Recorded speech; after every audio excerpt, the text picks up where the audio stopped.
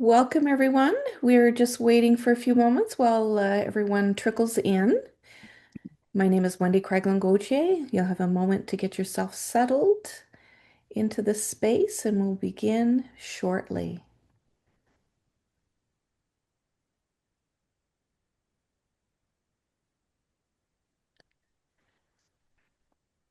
All right, and just as a reminder, Edison will be turning on the recording feature so we can capture this event for folks who are unable to attend.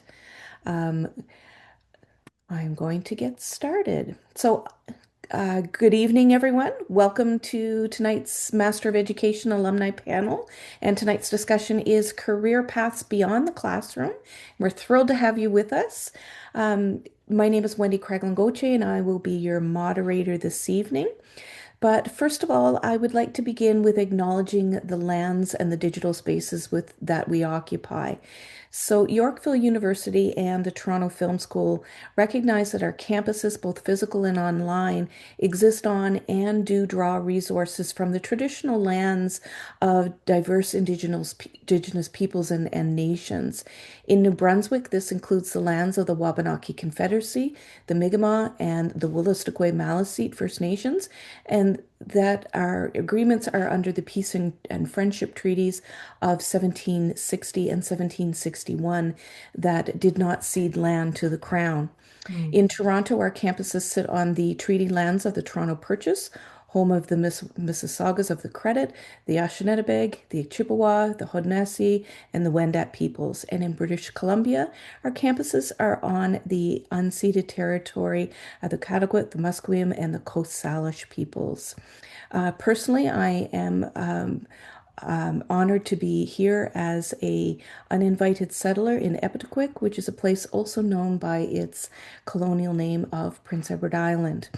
And we do share this acknowledgement as a reminder of our ongoing commitment to strengthening our relationships with local Indigenous peoples and communities, and also for deepening our understanding of each other and of the peoples whose lands that we live and work on. And as a university and as individuals, we do have responsibility to recognize the lasting impacts of colonialization and to keep learning how we can be a part of meaningful change. And for me, this is especially important within a Master of Education program to help really address and move forward some reconciliation action to combat some of the issues of colonial education systems. So, acknowledging that land is not just a formality, it's a way to pause, it's a reflection, and it's also a time to honor the communities who have cared for these lands and waters and all things living and non-living for generations. And by continuing to engage in truth and reconciliation, we take small but really important steps towards being a more just and towards a more just and more respectful future for everyone in Canada. So we're hoping that this evening we will approach our learning together in a good way. So thank you, and let's get started. As I had mentioned, my name is Wendy Craiglan-Gauthier. I am the Associate Dean of Research and the Chair of Adult Education within the Faculty of Education at Yorkville. And you'll notice that you do have a Q&A and a chat that's available. So if you would like to take a moment to introduce yourself and acknowledge the territory from which you're from, that would be fabulous. And I am going to ask, and I'll call on each one of our Masters of Education graduates who are here this evening or this afternoon, depending on your time zone. Just a brief introduction of who you are, what degree stream you completed, and where you are in terms of your career. And you're going to notice for our attendees that you'll get to learn lots more about them as we move through the questioning. There is a Q&A function in Zoom, so we'll be keeping an eye on that. So if you'd like to ask questions through that Zoom Q&A, we will do so as well. So I am going to first, I'm just going to do this alphabetically, so that will be my test. Amber. Hi, good evening, everyone. I'm Amber Smith. I am currently the Director of Organizational Development with an Ontario healthcare agency, and I'm pleased to be here tonight and sharing a little bit more about my own educational and leadership journey. My stream was the Master of Education in Educational Leadership. Okay. And was that leadership and learning or educational administration? Leadership and Learning.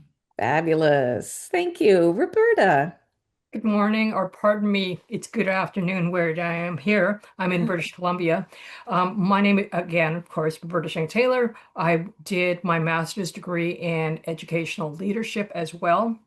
I am currently the Director of Certification and Licensing Services for BC Crane Safety, which is an agency that is funded by our Provincial Occupational Health and Safety Authority, and we are responsible for overseeing the certification of crane operators. And as I was explaining earlier, by crane operators, we're talking about tower crane operators, mobile crane operators, and boom truck operators who have to be licensed and certified to be able to operate these types of equipment in the province of BC.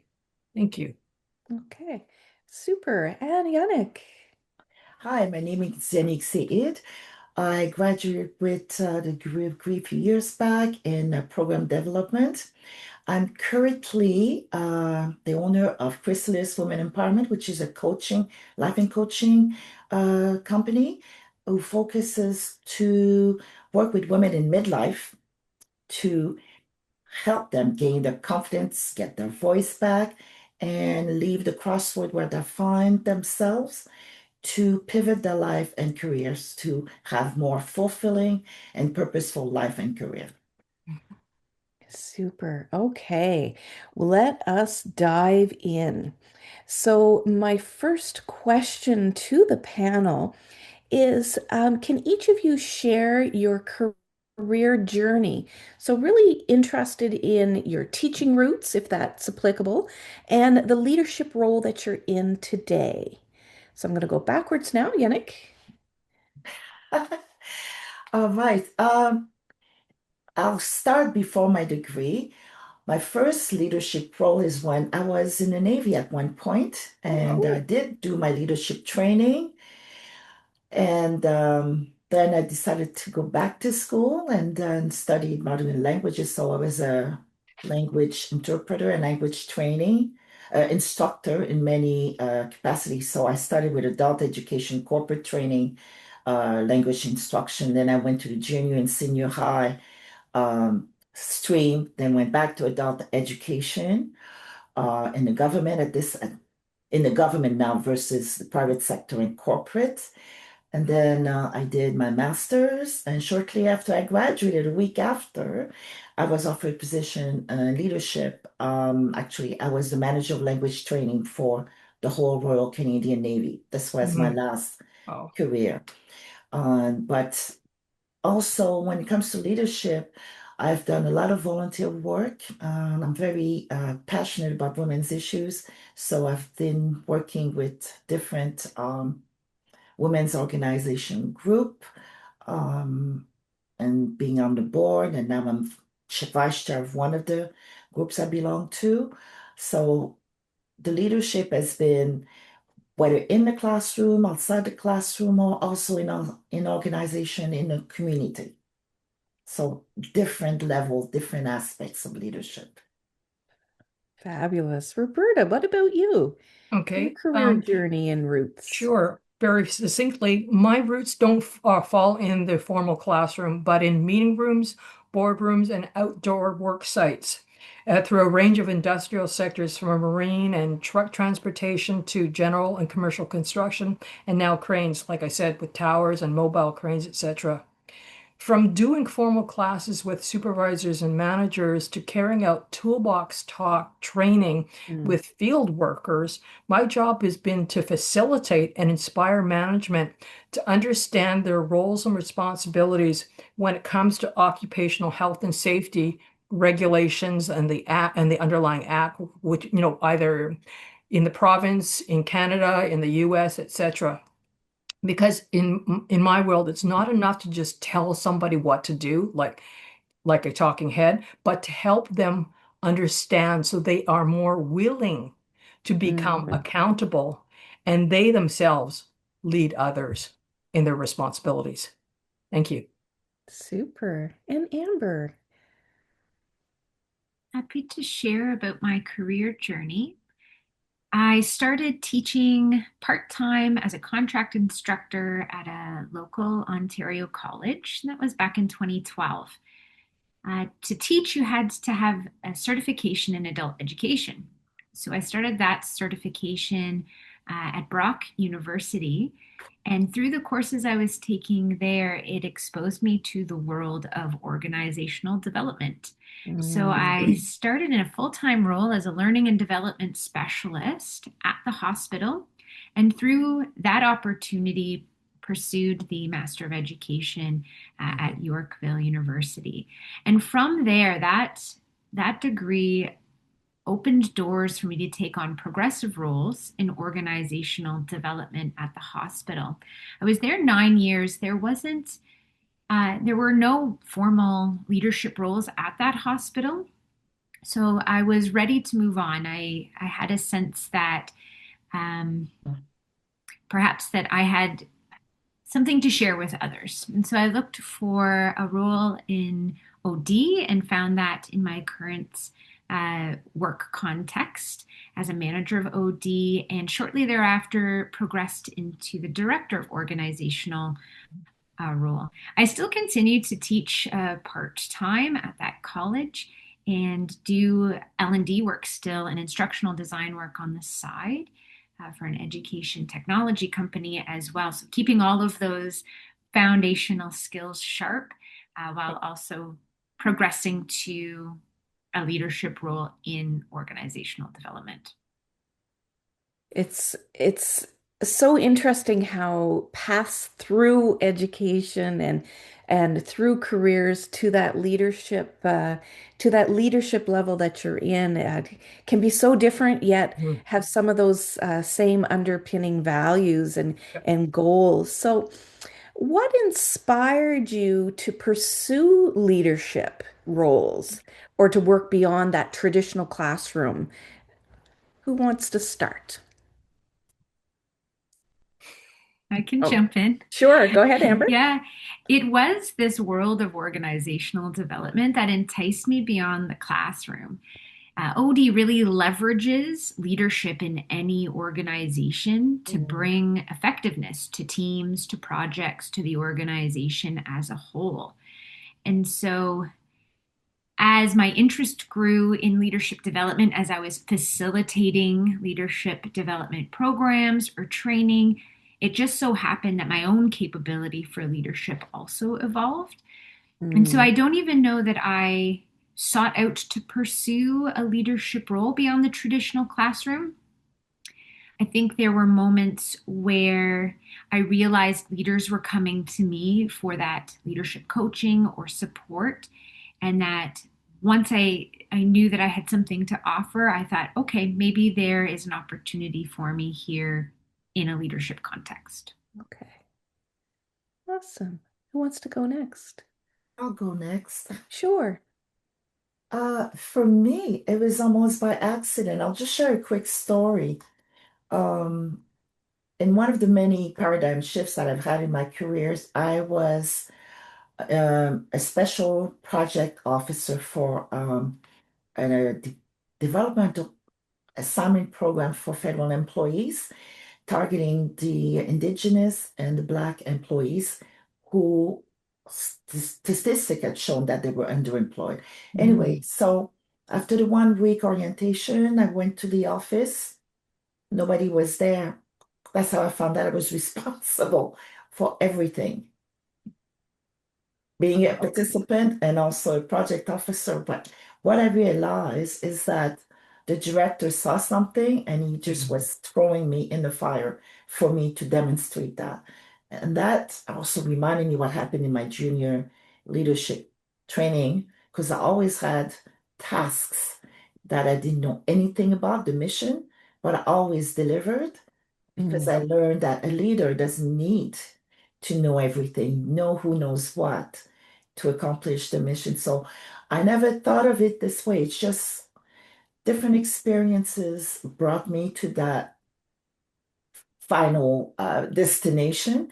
Hmm. And like Amber, also, I was a learning and development consultant in one federal department.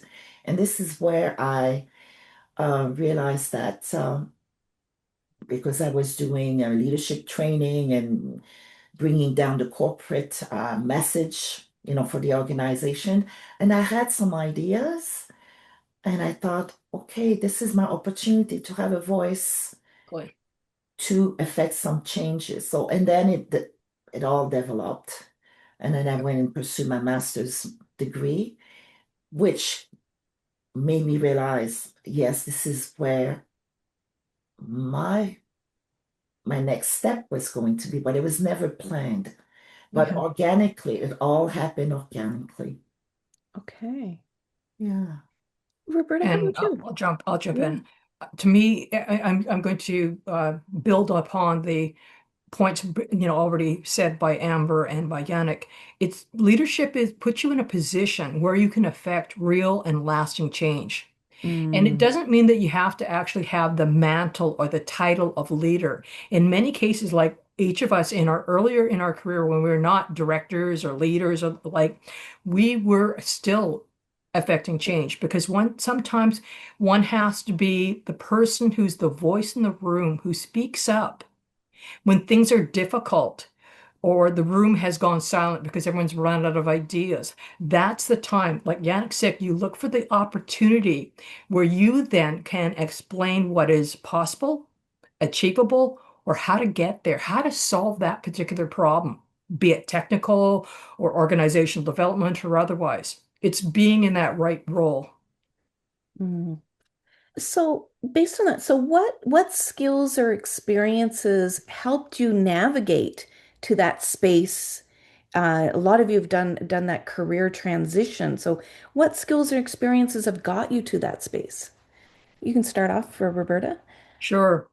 For me, it'd be open-mindedness. Okay. Something that I've done throughout my career is just like searching and being ready for the opportunities that present themselves because they don't necessarily just say, okay, we got a leadership role, go and do it. You just see Mm. an opportunity where there's a problem and you're going, you know what? I'm a problem solver. I'm going to solve this. Even if I'm a technician in a small group, I can come up with an idea to go and generate a solution for this accountability process or whatever. So it could be an initiative, a project, a program, or a complete provincial strategy. The other thing that I found has helped me is being confident enough to make mistakes. And my Mm. God, my God, I have learned so much. Like ensuring that when you are ensuring writing that when you've got a whole group of stakeholders that yes, you've got it in writing that all the stakeholders are there because I've been caught in the other side where nope, they weren't, and all of a sudden you're scrambling. And Mm. to also understand that change and change management sometimes can take as long as a generation. When I look at myself, I hate to say it, I mean, I'm going to start to go and age myself. When I was growing up, seatbelts weren't a thing, Yeah. and it took a generation for me to go. There's no way I'm getting in a vehicle without a seatbelt. But that's what happened. We didn't have to have seatbelts. I remember coasting down the California highway in my parents' minivan, and we were just playing around, but we thought it was perfectly cool. No, it wasn't. But understanding, like I said, it can take a generation, or the management or the organization won't adopt change until it hurts too much. It could hurt Mm. financially, reputationally, or otherwise. And so you have to sometimes be incredibly patient, incredibly so, because they're not ready to listen to your message. That's my thoughts. Mm. Amber, what about you? What skills did it take for you to get to that Yeah, leadership role? I think there are a number of transferable skills many of us have from our various backgrounds and those roots in teaching. This gets a little bit, I think, to what Roberta was sharing. I called it an entrepreneurial spirit. She called Mm, it that confidence to make mistakes, but it's that ability to take a calculated risk, Mhm. maybe get it wrong, learn from that. Uh, Even when you get it right, learn from that. Yeah. So I think that helps. And skills that I rely upon every day that have certainly helped navigate the transition are the ability to influence, to coach, being empathetic, Mhm. and managing my own energy are really those skills that I think have helped along the whole journey. mm. Yank? And I'll build on what was said by Roberta and Amber to add to have a childlike curiosity, Yeah. to be open. And I like to use this quote by Albert Einstein. A ship is always safe ashore, but that's not what it's built for. Yeah. Yeah, so take the risk. And even if you hit the wall or make a mistake, you survive it and learn from it. And it makes you stronger and more resilient because you get a lesson from that and build on it. And from that mistake sometimes comes innovation. Yep. Mm, So I don't see the mistake as something negative. It's a lesson. And what can we draw from it? And what can we build on? Build from that as well. Another thing is to be a real active listener, Hmm. to hear what everybody around you is saying. Um, because sometimes it's the little detail or the little comment that might spark um, an idea or a revelation. And also, to be a leader, being in leadership is also to inspire others, Yep. to mhm, inspire them be to tap their potential, to inspire them to have a voice, to express themselves, to participate. So we lead the individuals to put their best foot forward. That's what a leader does. mm. That's what I find worked for me. Yeah. No, I know I see Amber typing a response, so that's great. Keep typing there, Amber. Yannick, I'm going to ask, there's a question on the chat here, or in the Q&A, about imposter syndrome. So I'm going to ask you this one. While I feel ready for leadership and have managerial experiences, I have a lot of imposter syndrome applying for these roles. What tips do you have for me? And Roberta, you're not off the hook either. You're going to answer too. But let's start with Yannick. I like that question because this is one of the things I work with my clients a lot, imposter syndrome. And I'll be honest with you. I get it once in a while, but you know what? I quiet it. I learned to tell it to Mm, be quiet. Because one thing I say, there's only one of you. I am me. Mhm. I have what I have, and nobody else has what I have to offer. Yep. And not being afraid to take that step. mm, Because you bring your own perspective, you bring your own skills, you bring your own knowledge and abilities. Nobody else can do it the way you do. Even if it's not perfect, it's okay. Nobody's perfect. So if you're seeking perfection, that's not a thing to do. All you can seek is your excellence as yourself. The imposter mhm. syndrome, everybody has it. However, don't let it quiet you. Don't let it stop you. Don't let it put you in a little box. Just so Unique. you know, it's always there. Everybody has it. What you need to know is to remember who you are, what you have to offer, your Yeah. gift to the world, and quiet that little voice, that imposter. Mm.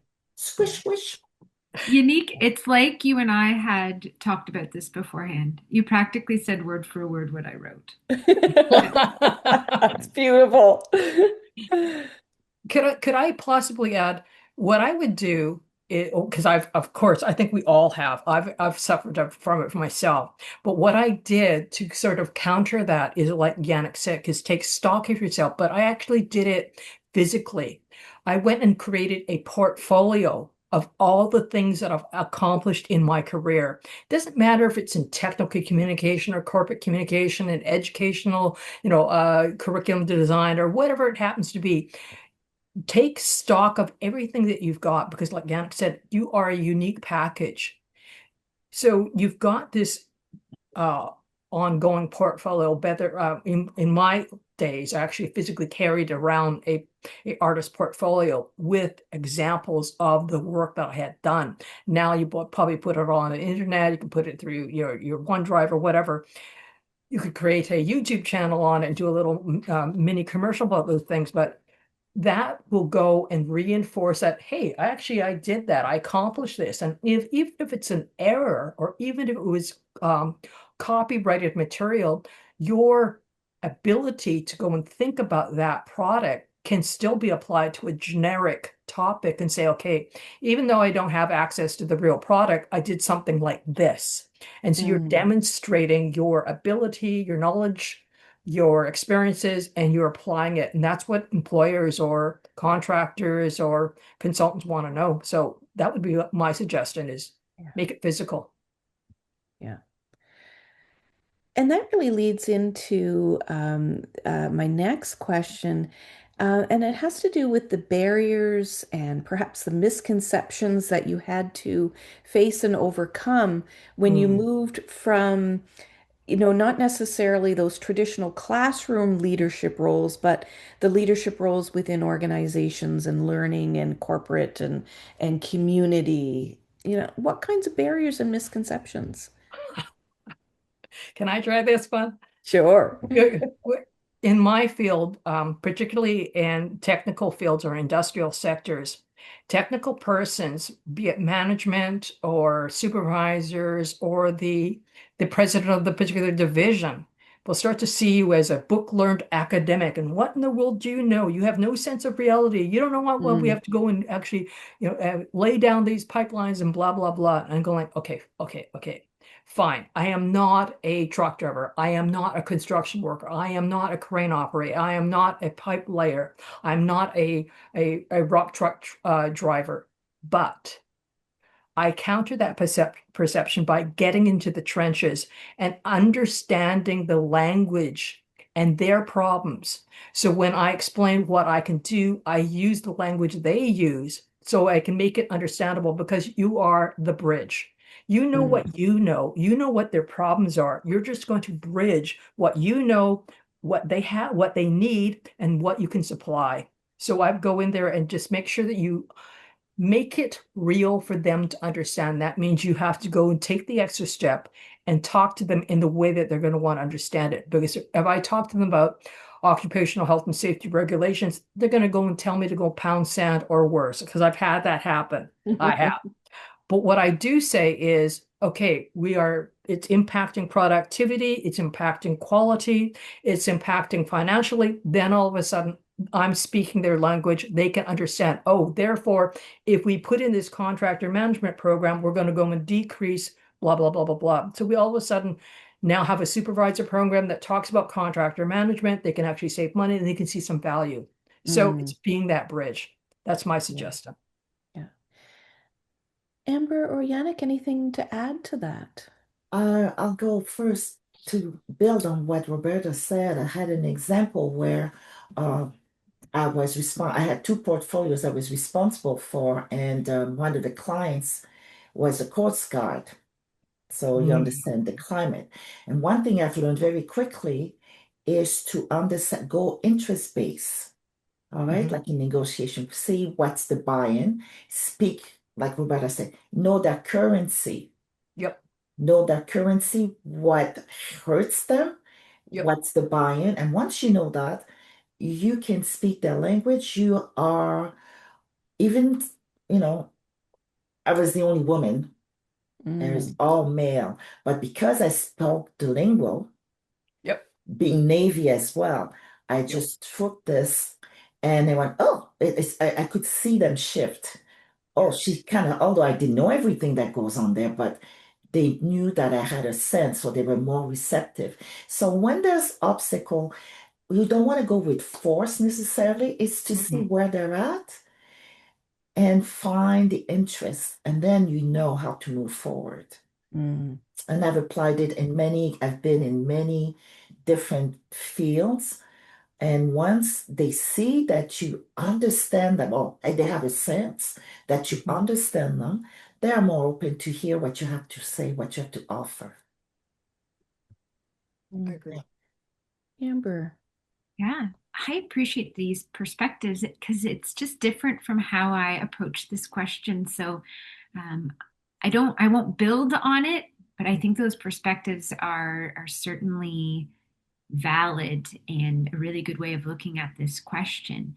I took it from a different lens about the barriers or misconceptions when you shift from, say, a non-classroom role to a leadership role. And this could be my own just personal lived experience, but Mhm. I really miss facilitating, teaching, or training. When you Mm, take on that leadership role, it can impact your identity. From Mhm. my perspective, I've realized in my leadership journey that I placed a lot of value in what I do, that my value in an organization is what I produce and and the actions that I take. And a leadership role is very different. You're there to support those who are doing, to coach and to mentor and support those doing the hands-on work and stepping away from the work to lead it or direct it in a different way can be tough. And so mhm. it's some advice would be to if you can try out a leadership role to see if if that's where you're headed versus whether you'll miss teaching too much, it can help perhaps give you a sense as to which direction you want to take. Okay. Now, Amber, I'm going to ask you a question that came up in the Q&A based on what Sure, you just said. sure. And it's, I wonder how you find community as a leader, Mm. because I heard a Mhm. little bit of loneliness in there. Yeah, Uh, so how yeah, do you find community as a leader? I'd like to find others who are in these leadership roles I'm looking to target. yeah. Thanks for that question, and thank you, Wendy, for posing it. Yes, I loved how you put that, Wendy. Leadership can be lonely at times. There are certain burdens you do have to bear because of confidentiality, due to restrictions on how transparent you can be. And so it's good to have a network of leaders outside of your own organization that you can lean on, that you can run ideas by, who maybe have similar experiences so they can relate to how you're feeling. I would say everywhere you go, collect people. That's what I do. Mhm. Mm, Right now, I've collected, the three more people from this panelist discussion today and into my network. And it's about being intentional about reaching out. It's about being intentional, not only about reaching out, but then following up. So saying, hey, we should get together and saying, yes, what day and time. So being very purposeful in making sure you're connecting with others. And a lot of people will be open to that because they too are looking for that connection as well. So if you're looking for somebody, uh, check out LinkedIn, check out some of the names here in the chat of who are here today who have similar interests as you. You might find that you have a network to find value from. yeah. And that actually leads into another question on the Q&A. It's that I'm open and looking to a career change in education, but I struggle with networking, finding opportunities, and knowing how to look for those. So any advice for introverts? You've exactly hit on that with the idea of starting small, starting purposefully, looking at who's around you, who are saying some of those things that you're interested in, making that commitment of one, maybe it's one, maybe it's That's two, right. maybe it's three people at a time, but being purposeful in those connections, and then your network will grow and grow and grow. And when you start to find those like-minded individuals, I'm an introvert. People don't believe me that I'm an introvert, but public engagement is exhausting. And Mhm. you have to also realize where your limits are and what your capacity is as you're developing your leadership skills. Yannick, you had there was an idea that just twigged in you there. No, I'm an introvert as well. It's hard to Yep. believe, but I am. What I find is like we say building with one or two. Yeah. And now I've come out of my comfort zone. I do go to networking events that are out there. I'm seeking them. And I might network with one or two-person, but build a Mm. relationship with that. Mm, So it's becoming more comfortable. The first few times I went, I only really spoke to one person and then more. I'm not working the room yet, but the more I do it, the less I have a knot in my throat. And it's a relationship building mhm, because even if it's not them who can help you forward, they will have somebody in their network and so on and so on. So take yeah, the first step and start with one person at a time. That's how I did it. yeah, Yeah. yeah. And it's interesting when we look at the work that we're doing as educators, as leader educators. The work that we're doing often influences systems, standards, or policy. So, what has that work taught you about the impact that you have? And if you can kind of connect it to your learning in your education programs as well. What kind of impact? What is that impact? I can start here. Sure. Roberta said something earlier about how change takes time. Mm. Mm, And I said the same thing about impact. Impact takes time.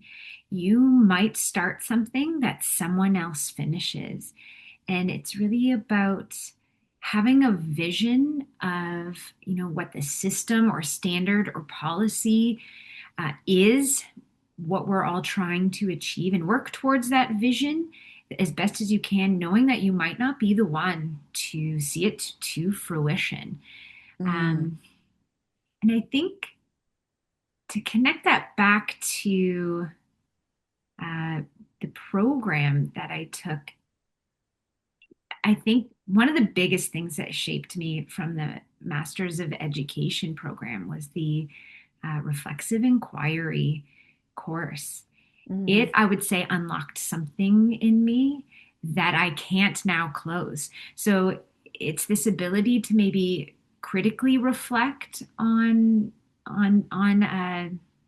anything, a context, a situation, a project, something that you're being asked to do, to not only critically reflect, to say, okay, what are the systems, the power, the privilege, the oppression, the context? How does this all play out?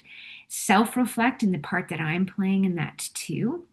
And I mm, think that connects back to impact is at that large level, you're constantly just reflecting and seeing how the systems work together and seeing the part you play in that. And maybe at times even asking, is this something that I want to be a part of too? Mhm. And being critical about that.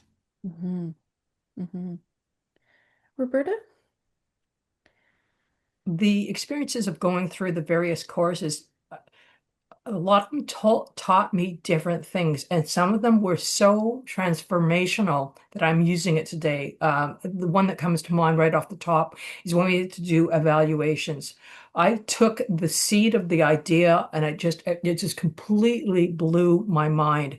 It became the basis of my capstone study, of in which I created a I wound the idea of social identity, summative and formative evaluation, and I created a system for trades workers that, quite frankly, We actually wrote an industrial article, and it is within inches of being published in an international journal. So I'm just going like, I thank Wendy because she was my advisor. And I truly, truly enjoyed the educational leadership course. I'm as an introvert as anyone, and I did not enjoy doing the conversational blogs. That would just scare the living daylights out of me. Or getting in there and having some sort of open discussion with the other students. It frightened me. But taking those nuggets and to build on or to say the same thing that Amber was saying is that impact is the result of what you're trying to achieve. You know, for me, it'd be like, be it a safer work site or informed workers or an improved attitude among management. It's a measurable that helps me understand if I'm on the right track and if I need to adjust. But of course, it's not perfect by any means. It's something that I'm trying to go after and actually trying to change. Mm. Yannick. For me, I'm adding to this. Sometimes the changes, we might not affect them ourselves. Might not be part of it.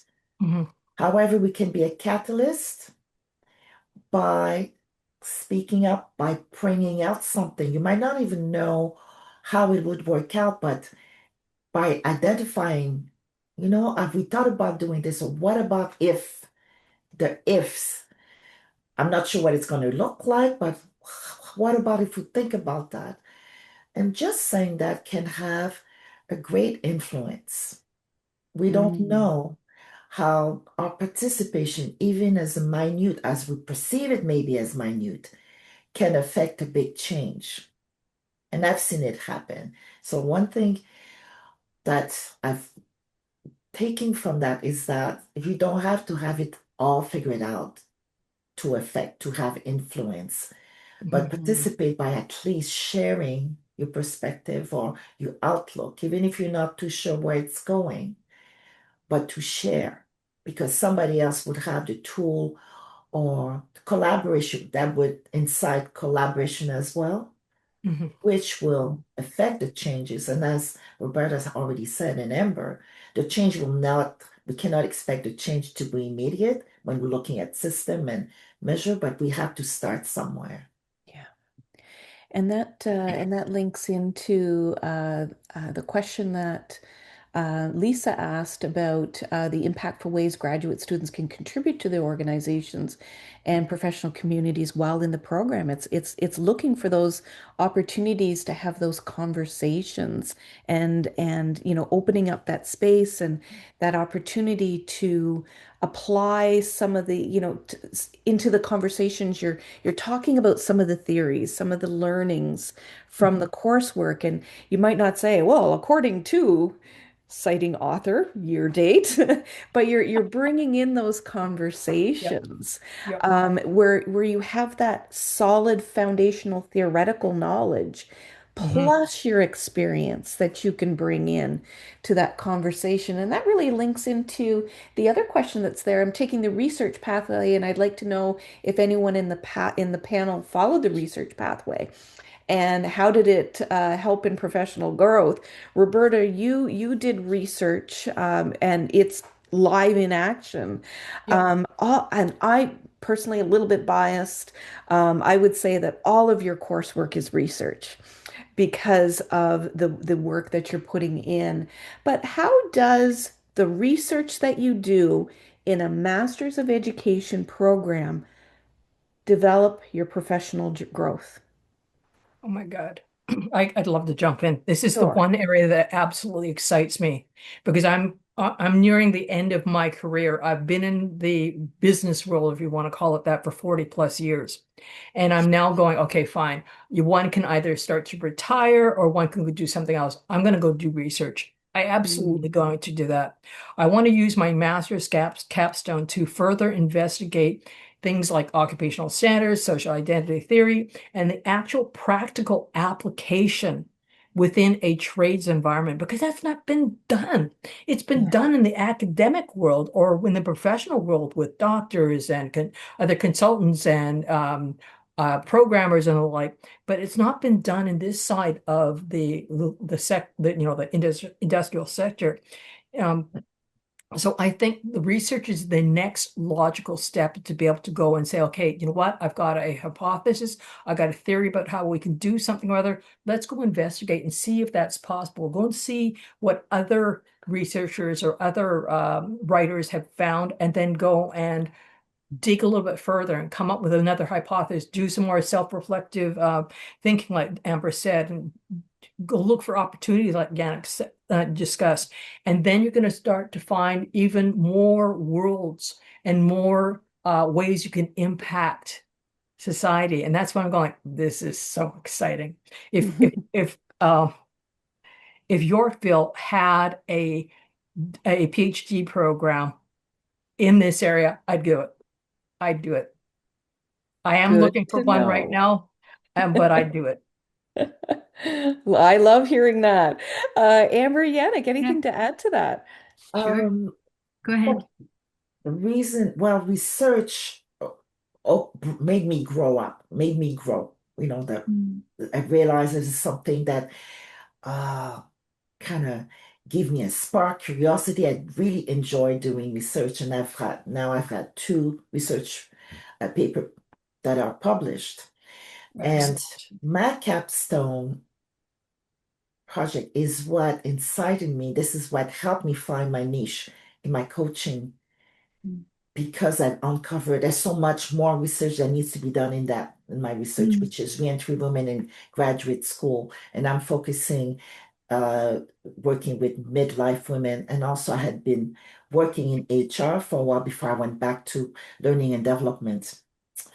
And I could see the struggle of midlife women. So I'm going, Mhm. and I felt like I was my hands were tied because of the confines of the organization, how it works. So now that I'm on my own, I do a lot of research just to do my work. Yeah. I know how to Yeah. do research. I know how to validate a program. Okay, is this okay?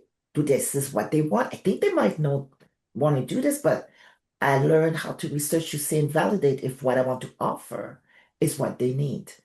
So research is not something I thought I would like or that I could see I could use, but I use it regularly now. Hmm. Yeah. absolutely. It's the same for me. In healthcare, especially, there's a strong emphasis put on things that are evidence-based and evidence Of course. informed. So everything that we do, even though we are not on the clinical side, our team begins with a literature review to see what is best practice, what has worked and what hasn't. And that's Mhm. not with the intent of limiting creativity. It helps us to see what are those best practices out there, the principles that we can build and customize around. I'm a big proponent of customizing and frameworks. That was another big thing I picked up from the Masters of Education program. I'm a big framework person. Hmm. And how can we customize those based on the evidence, but also based on the needs of the organization, its unique context? Hmm. So it was the hardest thing for me was losing access to the library and peer-reviewed articles. Oh, That was, I lamented that moment. yeah. Okay. I still am right now. I could Yes. use it for what I'm doing now. So, thinking back then to the decision to enroll in the Master of Education program at Yorkville, can you tell us why you did it? What motivated you to choose Yorkville over any other institution? What were the differences that you saw between with us versus other institutions? And and from that, how did it shape the way you think and lead and collaborate?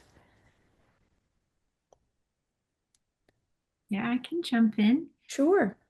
I was really drawn to the program at Yorkville, especially the leadership and learning, because it Mhm. allowed me to keep the doors open to two distinct streams. That stream of I could take this and pursue a career in higher education through the college system that I was teaching at, or I could continue on. It was setting me up very well for organizational development in the public sector.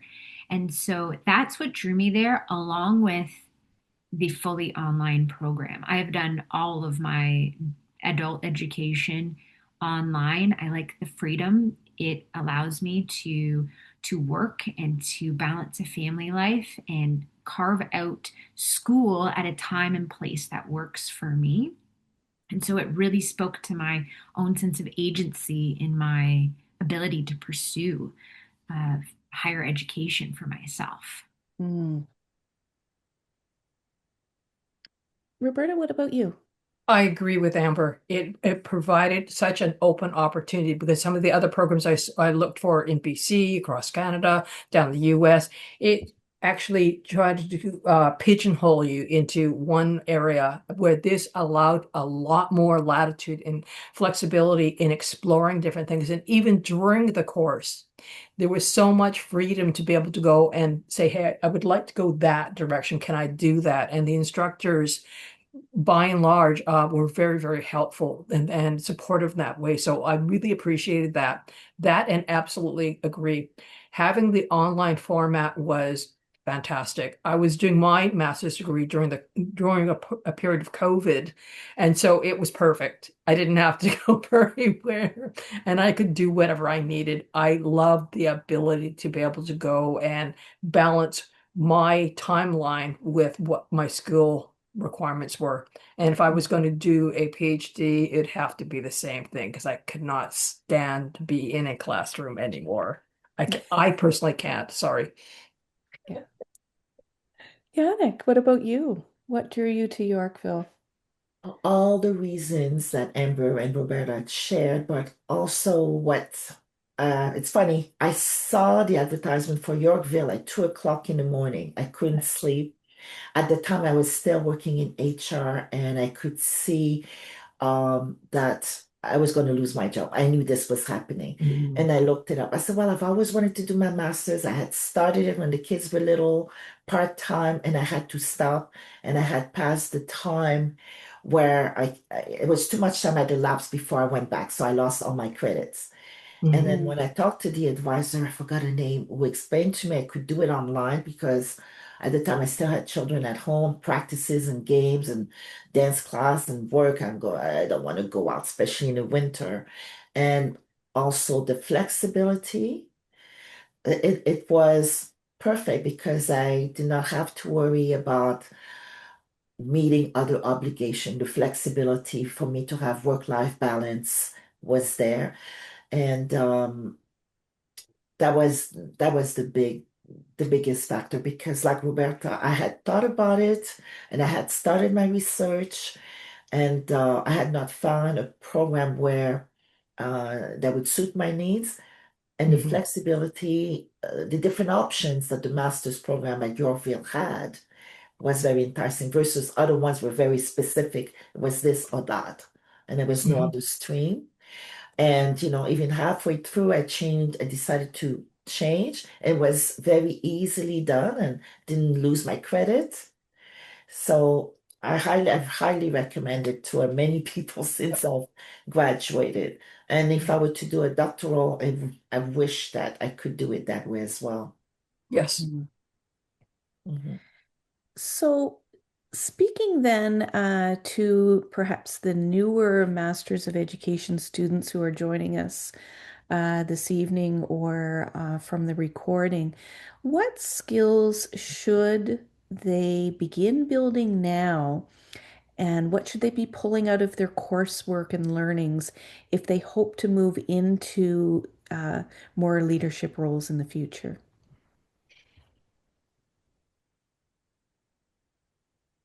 Uh, because like I said, leadership has many shape. However, some of the skills that every leader should work and have is being a good communicator, meaning communication both ways, you expressing and also receiving the information that you get. It's very important. And I mentioned it something else before is building relationships with colleagues and other people. Because as you learn to build relationship, other skills intertwine with that. Mm. There was something else I'm thinking about. Oh, my goodness. Also, to be receptive, not to be inquisitive, to be inquisitive. And that's on anything because the more you are inquisitive, the more you observe, the more you are receptive, and the more you can provide as well. Mhm. You know, you become a vessel and then you use what you have captured. So that's Mhm. one thing that I would suggest. I know that's what um, doing the master's degree, being who I was very quiet and introvert, when it came to going on my own, when I decided to leave corporate, that but even in corporate, I was at one point where I had to step out of my comfort zone. And what I found work is that even if I didn't speak, sometimes I didn't speak at all, but I was very receptive to what everything was saying, everybody was saying. I might not be responding on the spot, but I had captured everything. So the next opportunity, I would use what I have learned from others. Mhm. So it's not necessarily applicable right away, but if you can learn to do this, you will find it very useful. Okay. Do you want me to, can I Yep. place Anything that? else to add? Yeah. I'd focus on things like strategic thinking, communication, data literacy, like performance metrics, because that's important. And most importantly, change management. You really have to understand how that process works. So if you need to go and, like visit a YouTube video about like our iceberg is melting or something like that, just understand the concept of change management.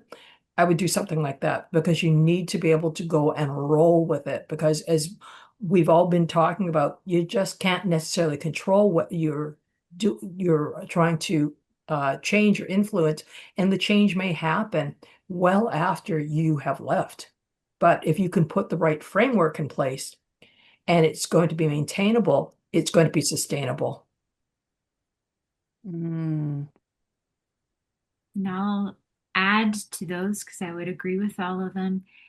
The leadership skills that will really help you progress is care, connection, and empathy.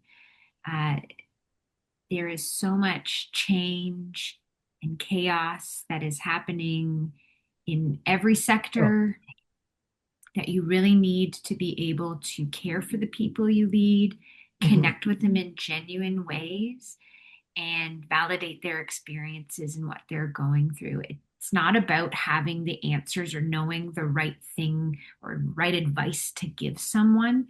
It's just about meeting people where they're at, and learning how to do that will set you up for success as a leader. What a beautiful place to end. That's fabulous. Fabulous. Thank you so much for your words of wisdom, your sage advice, your insights, your reflections, and for the reinforcement that um, the education journey is certainly one that could be very much straightforward, or it can take a winding and twisting road. Sometimes you get off track, but you find the place that you are supposed to be, Mhm. that you were meant to be. Really appreciate you taking the time this evening. I'm just looking at, there's a couple of questions that I can answer really quickly on the Q&A.